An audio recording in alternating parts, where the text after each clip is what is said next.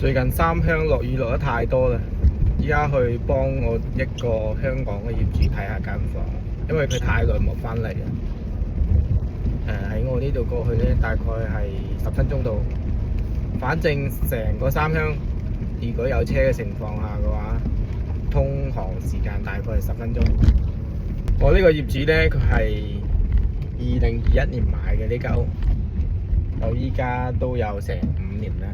反正其他嗰啲立雜嗰啲問題，全部都係我幫佢搞嘅，即係佢唔方便翻嚟嗰陣時，或者翻嚟之前叫我幫佢叫阿姨搞好衞生。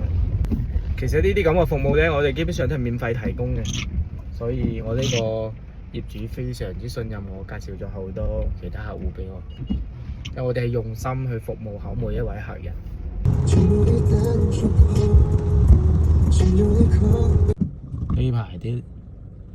呢排啲雨水真係非常之充足，你睇下。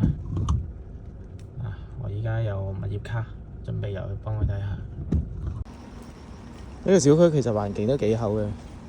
當時買返嚟嗰陣時，大裝修8000零蚊，不過依家都跌咗啲，但係跌得唔多。兩邊都可以開嘅，兩梯3戶。當時呢啲戶型咧非常之厚嘅，低密度小高層，一共先18樓。到啦，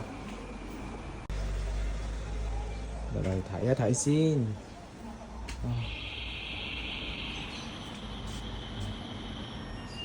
冇咩問題，準備撤退。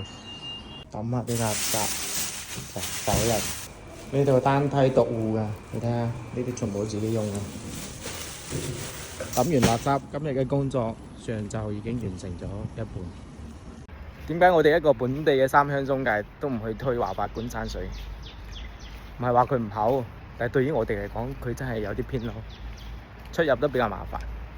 如果你話一個月返嚟度假1、2次嘅話，我覺得係 OK 嘅，因為你唔係話經常喺度住，你體會唔到嗰種出入困難嘅。咁依家第二件事就係趕住去下一個小區，幫另外一個業主辦一張小區入邊嘅門禁卡，因為佢間樓要賣，所以經常出入呢都好麻煩，叫我幫佢配一張卡，平時出入睇樓比較方便啲。呢個業主呢就比較相信我哋。OK， 到步，即刻上去搞。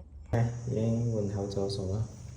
呢屋其實都幾靚嘅，而家別墅景，樓層又